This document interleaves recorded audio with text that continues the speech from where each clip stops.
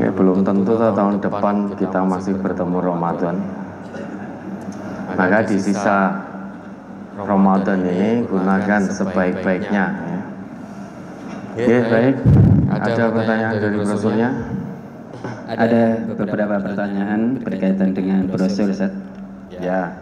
Yang pertama di halaman 4, poin 6. Al-gharimin atau orang-orang yang berhutang, yaitu orang-orang Islam yang kesulitan dan kepayahan karena terbelit oleh hutang-hutangnya yang bukan disebabkan karena pemborosan atau maksiat, yakni judi dan sebagainya.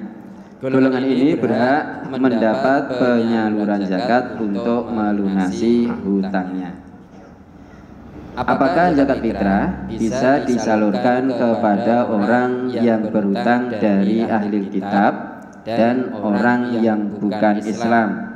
Misal orang terjerat rentenir atau pinjol tetapi mereka bukan seorang muslim, Ustaz. Ya, bisa. Lalu itu terjerat pinjol untuk apa? Tidak disampaikan penyebabnya, Ustaz. Pertanyaannya, terjerat pinjol untuk apa?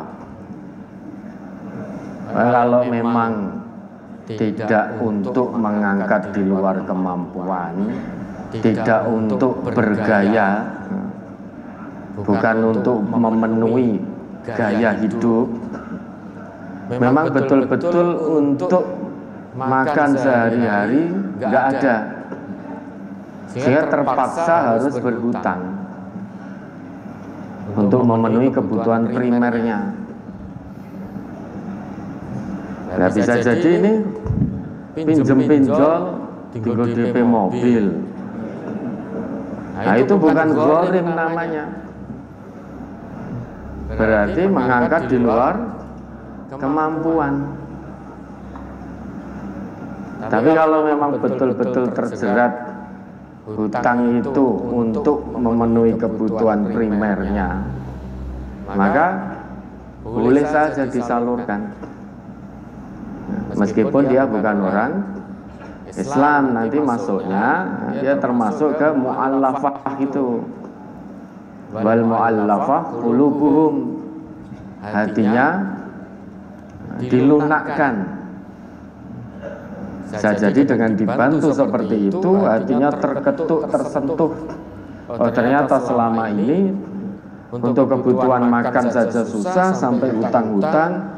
Lah kok ini ada tetangga saya, saudara saya, dia seorang muslim, kok mau membantu, sehingga terketuk hatinya. Nah, boleh-boleh saja ya, dengan catatan hutangnya tadi untuk apa. Ya, ada lagi. Kemudian ke halaman 10, hadis yang paling atas tentang arti fakir miskin. Man sa'ala wa indahu ma yughnihi fa innama yastaksiru min jamri jahannam. Qala ya Rasulullah wa ma yughnihi? Qala ma yughdihi wa yu'ashihi. Rawahu Ibnu Hibban. Barang siapa yang meminta-minta padahal ia mempunyai makanan yang mencukupi baginya, maka hanyalah ia memperbanyak bara api jahanam. Sahabat bertanya, ya Rasulullah, apa yang mencukupi baginya itu? Beliau bersabda, yaitu yang cukup untuk dimakan pada siangnya dan malamnya. Hadis riwayat Ibnu Hibban. Bagaimana arti fakir dan miskin dalam kondisi saat ini, Ustaz? Karena kriteria miskin saat ini, mereka juga punya HP Android atau bahkan mempunyai sepeda motor, tetapi susah untuk makan karena hasil kerja sehari tidak atau belum bisa mencukupi kebutuhan pokoknya, Ustaz. Berarti lebih milih motornya daripada perutnya. Yang namanya fakir miskin itu, yang namanya fakir itu dia tidak bisa memenuhi kebutuhan primer diri dan orang yang menjadi tanggungannya kurang dari separuh. Misalkan dalam sehari kebutuhannya itu 60.000, sedangkan dia hanya bisa mengusahakan misalkan 25.000, kan kurang dari separuh. Maka ini disebut fakir. Kalau miskin itu lebih dari separuh. Misalkan kebutuhan hidup 60.000, dia bisa mengusahakan 35.000, tetapi belum sampai ke 60.000. Hanya lebih dari separuh, itu miskin namanya. Kalau fakir tadi kurang dari separuh. Kalau miskin lebih dari separuh tetapi juga tidak sampai ke 100%, itu namanya miskin. Nah, hadis ini Nabi kita kan bersabda, "Man sa'ala wa indahu ma yughnihi fa innama yastaksiru min jamri jahannam." Barang siapa yang meminta-minta padahal dia punya sesuatu yang mencukupinya, maka sesungguhnya dia hanya akan memperbanyak bara dari api neraka jahanam. Para sahabat bertanya, "Ya Rasulullah, ma yughnihi?" Apa yang mencukupi itu wahai Rasulullah? Nabi kita bersabda, "Ma yughdihi wa yu'ashihi." Yaitu orang yang punya makanan di siang dan malam harinya kok izin jaluk-jaluk, maka dia hanya memperbanyak bara api neraka. Maksud dari hadis ini, Nabi mengajarkan kepada umat beliau untuk berlaku perwira, tidak mudah-mudah meminta. Kalau masih ada yang dimakan di siang dan malamnya, usahakan jaga marwahnya, jaga harga dirinya, berlakulah perwira. Sehingga umat Nabi itu tidak mudah-mudah meminta, orang jaluan. Meskipun demikian, saudara-saudara muslim yang lain juga harus tahu, harus sadar bahwa saudara saya ini tidak meminta padahal memang betul-betul tidak punya. Oh, berarti saudara saya ini menjaga marwahnya, menjaga keperwiraannya. Coba diingat kembali itu Quran surat Al-Baqarah ayat 273 atau berapa itu. Lil fuqara'il ladzina uhsiru fi sabilillah la yastati'una dzurban fil ardi, itu loh. Surat Al-Baqarah surat kedua ayat 273. A'udzu billahi minasyaitonir rajim. Lil fuqara'il ladzina uhsiru fi sabilillahi la yastati'una dzurban fil ardi yahsabuhumul jahilu aghniya'a minat ta'affuf ta'rifuhum bisimahum la yas'aluna an-nasa ilhafa wa ma tunfiqu min khairin fa innallaha bihi alim. Berinfaklah kepada orang-orang fakir yang terikat oleh jihad di jalan Allah. Mereka tidak dapat berusaha di bumi. Orang yang tidak tahu menyangka mereka orang kaya karena memelihara diri dari minta-minta. Nah ini, yahsabuhumul jahilu aghniya'a minat ta'affuf. Jadi ada sebagian umat Nabi Muhammad ini telah mewakafkan dirinya untuk kegiatan sabilillah li'i'la'i kalimatillah, sehingga tidak ada waktu lagi untuk bekerja. La yastati'una dzurban fil ardi. Namun orang seperti ini tetap menjaga kehormatan jati dirinya sebagai seorang muslim. Dia tidak akan meminta-minta meskipun berkekurangan.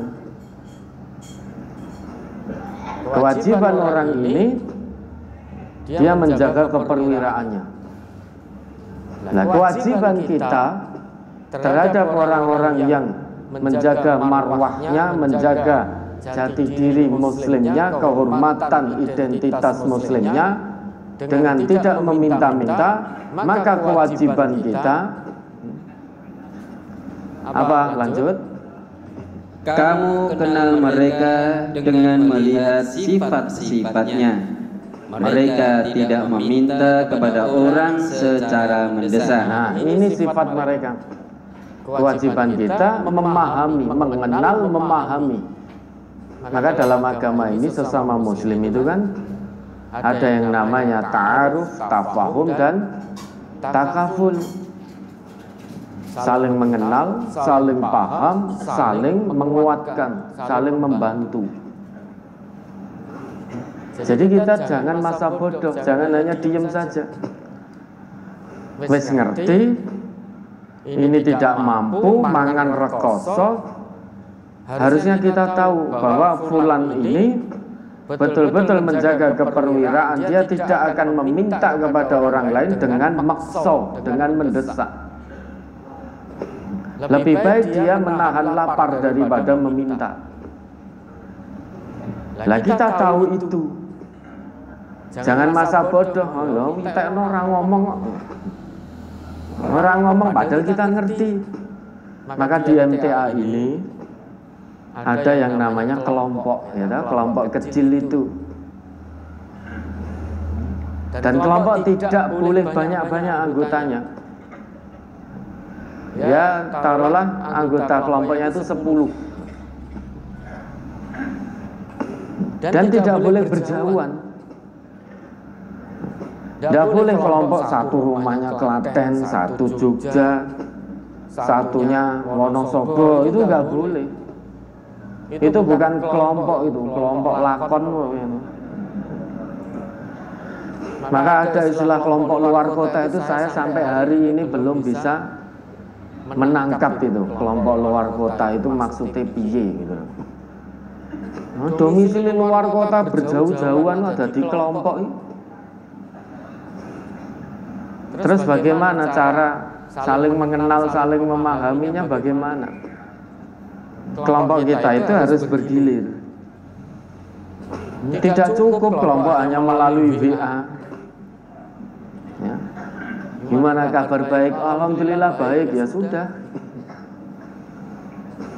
Kelompok itu harus keliling dari rumah ke rumah. Nah, dari situ nanti kita akan melihat. Ternyata musim hujan, pas kita datang di situ mau kelompok, trocoh. Kondisinya tidak memungkinkan. Rumahnya umpama duit wis didandani. Nggak usah kita tanya orang didik toh kok teracah diteke wae.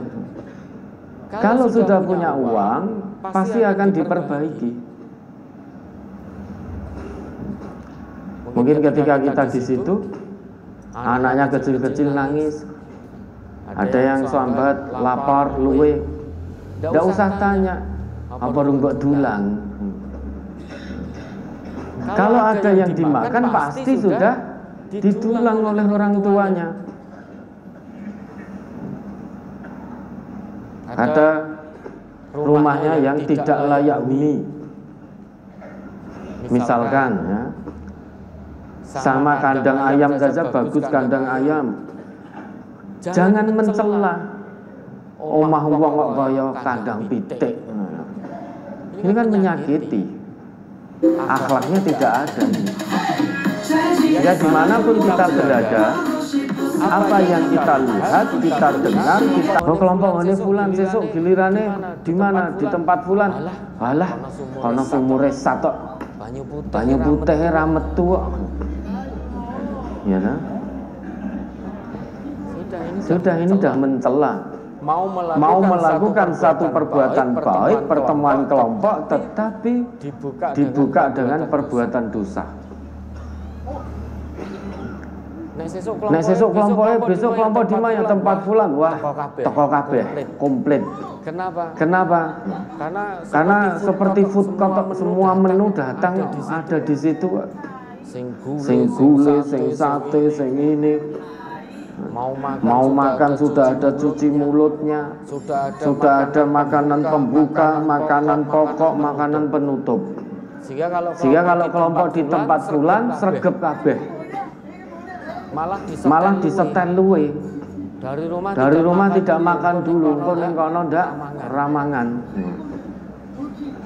Tapi ketika mau kelompok di tempat yang lain wis aras-arasen.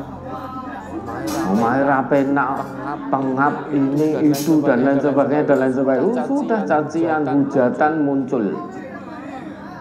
Entah izin nggak datang kelompok. Maka itu tidak boleh. Di MTA ini ya semua ini pengurus perwakilan, pengurus cabang. Kalau masih ada kelompok yang berjauhan, dekatkan dengan saudara-saudara yang ada di sekitaran situ, sehingga bisa memantau kondisi saudara-saudaranya yang lain. Kalau masih ada kelompok yang jumlahnya 30, rampingkan. Kelompok itu hanya ta'aruf, tafahum, takaful. Nah ini ada kok kelompok ta'arufnya tidak ada, tafahumnya tidak ada, takafulnya apalagi. Datangnya kelompok ning kono mung ayel-ayelan dalil. Kabeh nggawa buku dewe-dewe lho, ini loh saya baca buku ini, oh dalilnya begini, oh saya lihat YouTube ini seperti ini. Lah ngene dewe iki piye to jane? Ayel-ayelan dalil. Padahal kelompok itu untuk lebih mengenal, lebih paham dan saling menguatkan seperti satu bangunan itu loh. Al-muslimu lil muslim kal bunyani yashuddu ba'duhu ba'da. Seorang muslim terhadap muslim yang lain itu seperti bangunan yang berfungsi saling menguatkan satu dengan yang lain. Maka ini kelompok perlu dikaji ulang, kelompok luar kota itu. Mesti kelompok ini majelis. Karena luar kota kok mumpung ngaji kelompok sisan kan itu. Ngaji pas jadwal gelombang kelompok sisan. Padahal di situ banyak orang yang menjaga keperwiraannya. Bagaimana fulan bisa makan apa tidak? Oh alhamdulillah bisa. Bagaimana ada anggota keluarga yang sakit tidak bisa berobat? Alhamdulillah bisa. Karena dia punya ciri minat ta'affuf muta'affif du'iyalin. Menjaga perwira, menjaga marwah, harga diri. Kalau hanya di majelis ditanya pasti akan jawab baik-baik saja. Dan kelompok di majelis itu ya majelis sudah bangunan seperti itu kok, tidak ada yang dipermasalahkan kok. Majelis kalau terus sudah laporan pengurus, nanti pengurusnya ayo kita dandani bareng-bareng kan begitu, itu majelis. Maka ini perlu ditinjau ulang kelompok luar kota ini. Dalam kota rento adoh-adoh kok, apalagi luar kota kan itu. Bagaimana cara mantaunya? Maka nilai jangan bergeser Bapak Ibu ya. Dulu di MTA sejak awal didirikan kelompok itu ya deket-deket gitu, biar mudah dipantau. Kalau sudah jauh-jauhan sulit memantaunya. Dan kelompok secara berdekatan itu sudah menjadi nilai kita. teknis boleh berubah, namun nilai tidak boleh berubah. Dengan cara berdekatan, kita tahu saudara kita menjaga keperwiraan, tapi kita mengenal na'rifuhum bisimahum. Kita mengenal tanda-tanda mereka, saudara-saudara kita yang menjaga keperwiraannya. La yas'alunan nasa ilhafa. Salah satu ciri yang paling tampak, meski berkekurangan, namun dia tidak pernah meminta kepada orang lain dengan cara paksa. Dan kita mengenal, kalau kita tidak kelompok dari rumah ke rumah, dari mana kita akan tahu? Ya, itulah indahnya Islam, menjaga harga diri umatnya, menjaga jati diri muslimnya. Orang Islam, orang jaluan. Seorang muslim itu tidak mudah-mudah meminta. Dan seorang muslim tidak membiarkan untuk tidak menolong saudaranya. Al-muslimu akhul muslim. La yadlimuhu wa la yakhduluhu wa la yahkiruh. Seorang muslim saudara bagi muslim lainnya. La yadlimu, tidak saling menyakiti, tidak saling mendolimi. Muslim yang satu tidak akan pernah mendolimi muslim lainnya kalau Islamnya benar. Kalau Islamnya abal-abal, ya dia akan menyakiti, memfitnah, mendolimi saudara muslim lainnya, menjatuhkan martabat muslim lainnya. Itu tanda Islam seseorang abal-abal, ya seperti itu. Wala yakhduluh, sesama muslim tidak membiarkan saudara muslim yang lain yang butuh pertolongan kok dibiarkan tidak ditolong. Sesama muslim tidak berbuat seperti itu. Kalau melihat saudara muslimnya butuh pertolongan, muslim yang benar di sisi Allah itu akan bersegera mengulurkan tangan untuk membantu saudara muslimnya. Ini Islam yang benar di sisi Allah. Dan sesama muslim tidak saling menghina. At-taqwa hahuna, at-taqwa hahuna, at-taqwa hahuna. Nabi mengatakan 3 kali takwa itu di dalam dada. Di sini loh, sampai 3 kali. Bihasbim ri'im minasyarri ayyahkira akhahul muslim. Cukup seseorang itu menjadi pendosa di sisi Allah tanpa dia harus berjudi, tanpa dia harus berzina, tanpa dia harus korupsi. Cukup di sisi Allah seseorang itu menjadi pendosa, pendurhaka saat dia menghina saudara muslimnya yang lain. Meski orang nyolong, orang mabuk, orang zina, menghina, mencaci, memfitnah saudara muslim yang lain sudah cukup bagi dirinya untuk mendapatkan stempel pendurhaka di sisi Allah, stempel pendosa di sisi Allah. Ya masa sesama saudara muslim ngerti butuh bantuan kok didiamkan begitu saja. Padahal Allah titipkan kemampuan. Ingat, ada kaidah usul fikih, al-itharu fil ibadati mamnu'un. Tafdilul ghair fil ibadati mamnu'un. Mempersilahkan orang lain dalam berbuat kebaikan itu terlarang dalam agama. Misalkan tahu saudara muslimnya butuh bantuan, tidak bisa makan.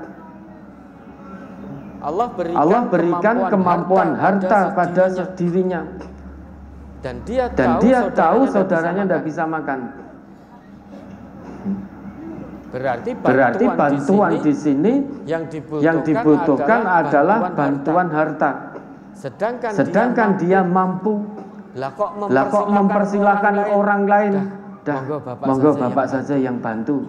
Bapak saja yang bantu memberikan sedikit uang panjenengan. Lah kowe kula besok-besok saja. Itu namanya al-ithar fil ibadah. Mamnu itu haram. Mempersilakan orang lain untuk berbuat baik sedangkan dia mampu, itu dilarang dalam agama.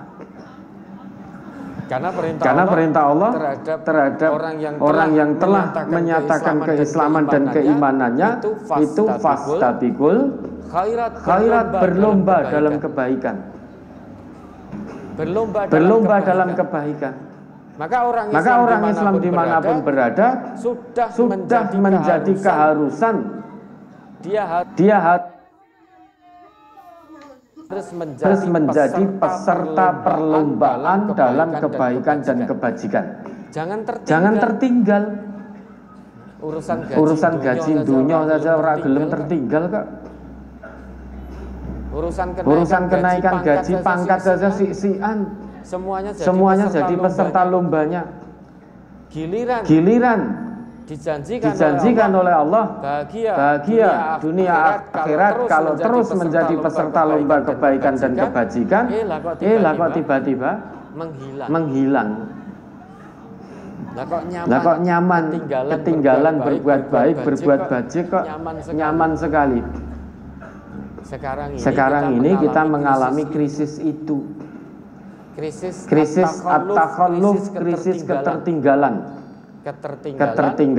untuk berbuat baik, untuk berbuat kebajikan. Dan anehnya kita sudah menyatakan keimanan, tertinggal dalam perbuatan baik dengan saudara kita, kok kita nyaman.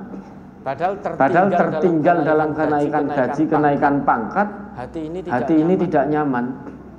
Padahal itu hanya remeh-temeh dunia. Naik gaji, naik pangkat itu hal yang remeh-temeh dunia. Nilainya, harganya di sisi Allah lebih bernilai satu helai sayap nyamuk. Maka mari kita berlomba. Kalau lihat saudara muslim kita, ya, tetangga kanan kiri kita, kok memang betul-betul butuh ditolong, segera ditolong. Jangan nunggu dia nembung. Bisa jadi tidak nembung karena memang menjaga marwahnya, identitas muslimnya, mengamalkan perintah Allah dan tuntunan Rasulnya. Kewajiban kita na'rifuhum bisimahum, kewajiban fulan menjaga minat ta'afuf, menjadi orang muta'afif, berlaku perwira. Kewajiban kita na'rifuhum bisimahum. Tapi anehnya wong Islam itu sekarang ada sebagian itu nek perkara njaluk babakan njaluk itu kaya wong sing paling sengsara ning donya. Gitu. Arep njaluk kuwi diceritake sing soro-soro tok. Rumangsane sing paling sengsara ning donya. Wah kemarin saya begini, saya begini, wes tenan iki ibarat dibeleh ra nek getihe. Ha iki nek dibeleh tenan ya metu kok getihe.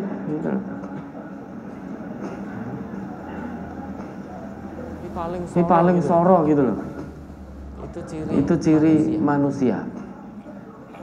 Tapi kalau dapat anugerah dari Allah sedikit kenikmatan, meneng ya gitu. Tidak diutangi. Nah itulah. Maka mari ya kita berlaku perwira dan gemar menolong saudara kita. Maka kelompok-kelompok yang masih berjauhan dekatkan. Mungkin kedepannya lebih baik tidak ada itu namanya kelompok luar kota. Yang satu Surabaya, yang satu Jakarta. Kelompok luar provinsi. Harus berdekatan sehingga bisa dipantau secara bergiliran. Karena potensi besar nanti kelompok luar kota